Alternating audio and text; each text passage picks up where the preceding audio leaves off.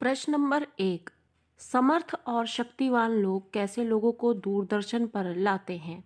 जो लोग समर्थ हैं यानी उनमें सामर्थ्य है और उनमें शक्ति है कि वो कोई भी काम कर सकते हैं, वो लोग कैसे लोगों को दूरदर्शन पर लाते हैं? तो इसके लिए 4 ऑप्शन दिए गए हैं। पहला है दुर्बल और अपाहिज व्यक्तियों को। दूसरा, अपने से अधिक समर्थ व शक्तिशाली लोगों को। तीसरा, प्रतिष्ठित व्यक्तियों को। चौथा, दर्शकों को। तो ये आप समझ सकते हैं कि जो लोग समर्थ और शक्तिवान लोग होते हैं वो ज़्यादातर ऐसे वर्ग को लाना पसंद करते हैं जिस पर वो हावी हो सके और उन्हें मजबूर कर सके। तो इस वजह से इसका जो उत्तर है, या फिर जो हमने कविता में विषय को पढ़ा है उसके अनुसार जो कविता हमें बताती है, उत्तर होगा ऑप्शन नंबर का, दुर्बल और अपाहिज व्यक्तियों को। जो समर्थ और शक्तिवान लोग होते हैं वो दुर्बल और अपाहिज व्यक्तियों को दूरदर्शन पर लाते हैं। अगला प्रश्न है प्रश्न नंबर 2। मीडिया वाले कमजोर व्यक्ति से क्या पूछते हैं? वो कैसे प्रश्न पूछते हैं मीडिया वाले कमजोर व्यक्ति से? ऑप्शन 4 दिए हुए हैं यहाँ पर। क्या आप अपाहिज हैं? दूसरा, आप क्यों अपाहिज हैं? तीसरा, आपका अपाहिजपन तो आपको दुखी करता ही होगा। चौथा, उपरोक्त सभी। ऑप्शन नंबर घ जो है इसका उत्तर होगा, क्योंकि ये सारे ही प्रश्न हैं जो मीडिया जो है वो एक कमजोर व्यक्ति से पूछकर उसको कमजोर बनाने की कोशिश करते हैं। तो इस तरीके से प्रश्न नंबर 2 का उत्तर हो जाएगा घ। अगला प्रश्न है प्रश्न नंबर 3। कार्यक्रम प्रस्तुतकर्ता कैमरामैन को क्या निर्देश देता है? कैमरामैन जो है उसको क्या निर्देश मिलते हैं प्रस्तुतकर्ता से? वो किस चीज़ को जूम करके दिखाए कि लोग उससे ज़्यादा से ज़्यादा जुड़ सके? ऑप्शन 4 दिए हुए हैं यहाँ पर। पहला ऑप्शन है अपाहिज का फोटो खींचो। दूसरा, कैमरे को बड़ा करके दिखाओ। तीसरा, अपाहिज की हंसते हुए वीडियो बनाओ। चौथा, उपरोक्त में से कोई नहीं। प्रश्न नंबर 3 का जो उत्तर होगा वो है कैमरे को बड़ा करके दिखाओ। इस तरीके से इसका जो उत्तर होगा कि कार्यक्रम प्रस्तुतकर्ता जो है कैमरामैन को ये निर्देश देता है कि जूम करके हर एक चीज को यहाँ पर दिखाया जाए। अगला प्रश्न है एक अपाहिज व्यक्ति का साक्षात्कार लेने का उद्देश्य क्या होता है? जो अपाहिज व्यक्ति है उसका साक्षात्कार जो है वो किस पर्पज से लिया जाता है, ये प्रश्न हमसे पूछा जा रहा है। इसके 4 ऑप्शन है। अपाहिज व्यक्ति के लिए संवेदना इकट्ठी करना है इसलिए। दूसरा, अपाहिज व्यक्ति के प्रति सहानुभूति प्रदर्शित करना है इसलिए। या फिर दर्शकों की संवेदना प्राप्त कर चैनल को लोकप्रिय बनाना है इसलिए। या फिर अपाहिज व्यक्ति के लिए चंदा इकट्ठा करना है इसलिए। तो ऑप्शन नंबर ग जो है वो कविता में हमें ये विषय लेकर बताता है कि जो प्रस्तुत करता है वो अपने लाभांश को बढ़ाना चाहता है, इसकी वजह से वो अपाहिज व्यक्ति का साक्षात्कार लेता है जिससे कि दर्शकों की संवेदना को प्राप्त करके चैनल को लोकप्रिय बना सके। तो प्रश्न नंबर 4 का जो है उत्तर होगा ग, दर्शकों की संवेदना प्राप्त कर चैनल को लोकप्रिय बनाना। अगला प्रश्न है बता नहीं पाएगा से कवि का क्या आशय है? कवि जब ये पंक्ति बोलता है कि ये बता नहीं पाएगा तो इससे क्या पता लगता है? जब कविता का ये अंश हमारे सामने आता है तो ये पता लगता है कि जब मजबूर कर दिया गया है अपाहिज व्यक्ति से ऐसे ऐसे प्रश्न करके, तो वो मजबूर है, उसको ये समझ में नहीं आ रहा कि ये बातें सामने लाई जाए या नहीं, ये सही रहेगा या नहीं, लेकिन उसे बराबर वो प्रश्न पूछ पूछ कर मजबूर तो किया ही जा रहा है। तो इसलिए एक पंक्ति ये भी आती है जो बोलती है कि बता नहीं पाएगा, जो वहां पर अपाहिज व्यक्ति को मजबूर दिखा रहा है और वो कुछ बोल भी नहीं पा रहा है। तो यहाँ पर यही पूछा जा रहा है कि बता नहीं पाएगा से कवि का क्या आशय है? ऑप्शन नंबर का जो है दुखी व्यक्ति जल्दी से अपने दुख को व्यक्त नहीं कर पाता। या फिर ऑप्शन नंबर खा है दुखी व्यक्ति बोलने में असमर्थ होता है। तीसरा ऑप्शन है दुखी व्यक्ति अपनी अक्षमता को याद कर कुछ बता नहीं पाता। चौथा ऑप्शन है उपरोक्त में से कोई नहीं। तो जो ऑप्शन नंबर 1 है, ऑप्शन नंबर 1 यहाँ पर जो कि ये बताता है कि दुखी व्यक्ति जल्दी से अपने दुख को व्यक्त नहीं कर पाता, बता नहीं पाएगा का अर्थ देता है, यानी दुखी व्यक्ति जो है वो अपना दुख नहीं बता पा रहा है, नहीं व्यक्त कर पाएगा, इसलिए ये पंक्ति लिखी गई है कविता में, बता नहीं पाएगा। तो प्रश्न नंबर 5 का उत्तर हो जाएगा का। प्रश्न नंबर 6, अपाहिज व्यक्ति के लिए सबसे कष्टदायक स्थिति क्या होती है? मतलब अपाहिज व्यक्ति को सबसे ज्यादा क्या परेशान करता है? पहला ऑप्शन है अपने दुख को व्यक्त ना कर पाना, दूसरा है अपने दुख व अक्षमता को पुनः याद करना, तीसरा है स्वयं को अपाहिज कहलवाना, चौथा उपरोक्त में से कोई नहीं। प्रश्न नंबर 6 का जो ये उत्तर हो जाएगा वो होगा अपने दुख व क्षमता को पुनः याद करना। जब साक्षात्कार लेने पर उससे बार बार यही प्रश्न किए जा रहे हैं तो जो उसके जीवन का एक बहुत बड़ा दुख है उसको बार बार उसके सामने लाया जा रहा है, तो वो एक उसका सबसे बड़ा दुख हो जाता है कि उसके सबसे बुरे दिनों को उसे बार बार जबरदस्ती उसको याद कराने की कोशिश की जा रही है। तो एक अपाहिज व्यक्ति के लिए सबसे ज़्यादा कष्टदायक स्थिति होती है कि जब उसे अपने दुख व अक्षमता को पुनः याद कराया जाए और या फिर उसे याद करना पड़े, तो वो उसका सबसे बड़ा दुख होता है। तो प्रश्न नंबर 6 का खा उत्तर होगा यहाँ पर। अगला प्रश्न है प्रश्न नंबर 7, प्रस्तुत काव्यांश में किस पर व्यंग्य किया गया है? पहला कार्यक्रम प्रस्तुतकर्ता की शैली पर, दूसरा अपाहिज व्यक्ति पर, तीसरा समाज पर, चौथा संवेदनशील लोगों पर। तो जो कविता है, कविता में किस पर व्यंग्य किया गया है, किस पे मतलब जो एक भूमिका वो निभा रहा है उसको बताया जा रहा है कि ये करना नहीं चाहिए, तो उस पर ये व्यंग्य जो है किस पर किया गया है कविता में? कविता में जो व्यंग्य किया गया है वो कार्यक्रम प्रस्तुतकर्ता की शैली पर किया गया है व्यंग्य। प्रश्न नंबर 7 का जो उत्तर होगा वो का हो जाएगा यहाँ पर कि काव्यांश में या फिर पूरी कविता में जो है वो कार्यक्रम प्रस्तुतकर्ता की शैली पर व्यंग्य किया जाता है। अगला प्रश्न है प्रश्न नंबर 8, कार्यक्रम प्रस्तुतकर्ता का प्रमुख उद्देश्य क्या है? जो कार्यक्रम प्रस्तुत करने वाला है उसका जो उद्देश्य है वो क्या है? पहला ऑप्शन है अपाहिज व्यक्ति की मनोवृत्ति को पेश करना, दूसरा है अपाहिज व्यक्ति के माध्यम से व्यावसायिक लाभ उठाना, तीसरा ऑप्शन है अपाहिज व्यक्ति के दुख को बांटना, चौथा उपरोक्त में से कोई भी नहीं।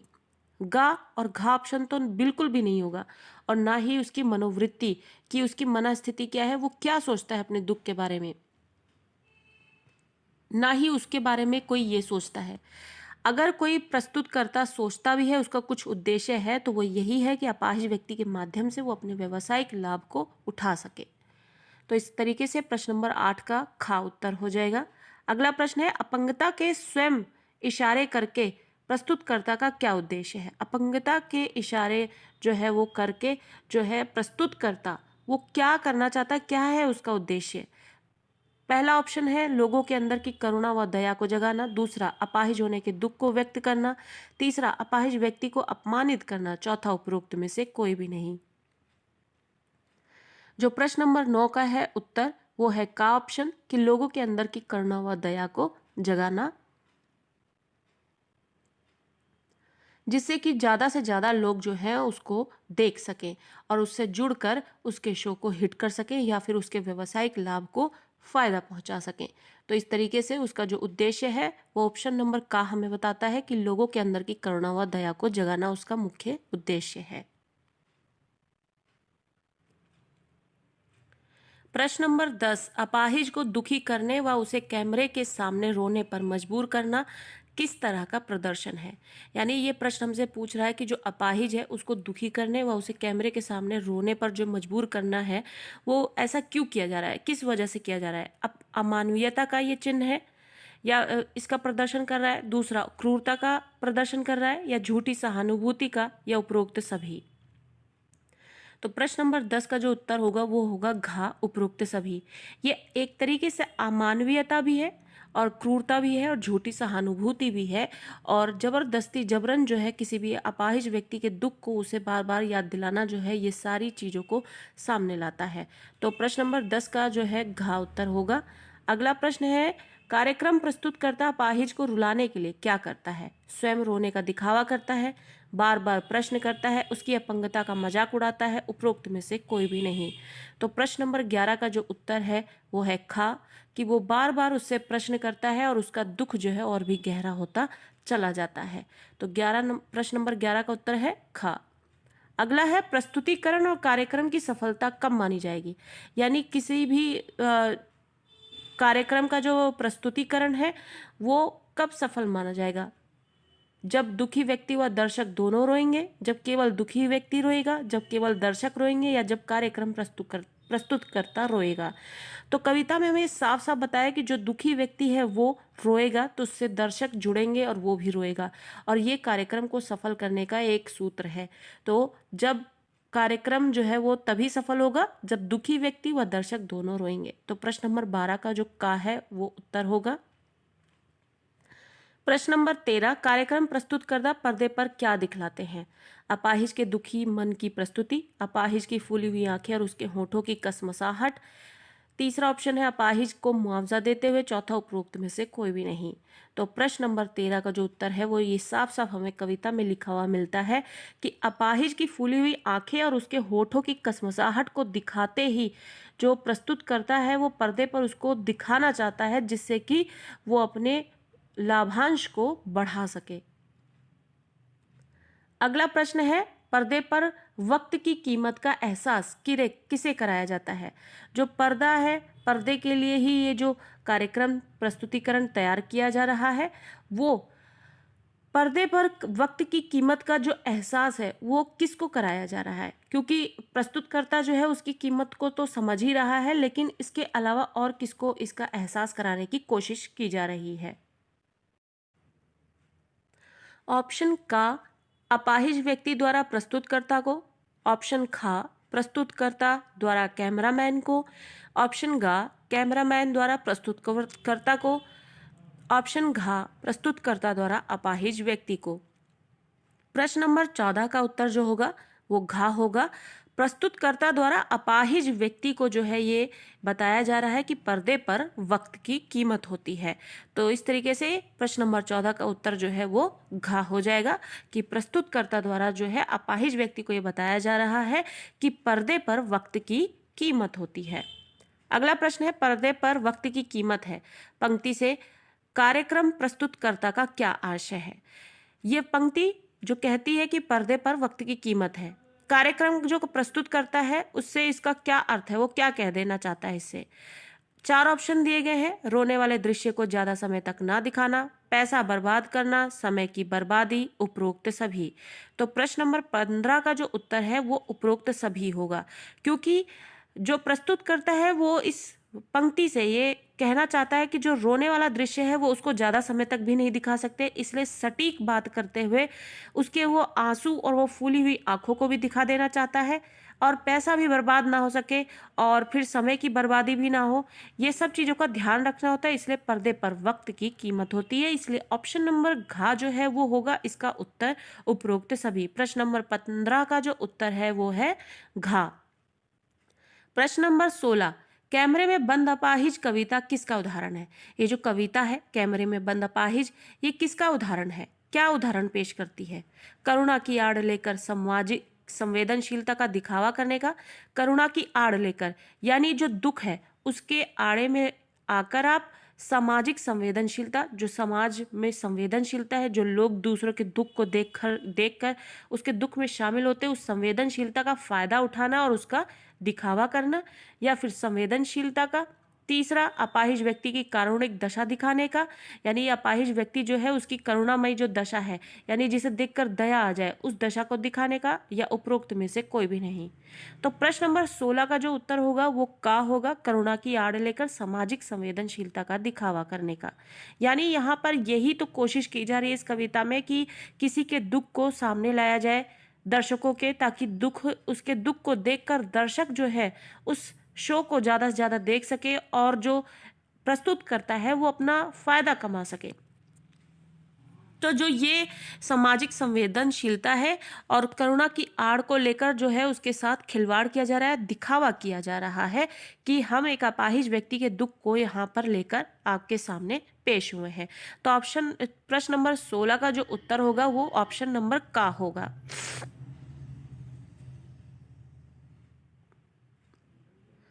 प्रश्न नंबर 17, कैमरे में बंद अपाहिज कविता में अपाहिज के साथ किया गया व्यवहार समाज में क्या स्थिति पैदा करता है?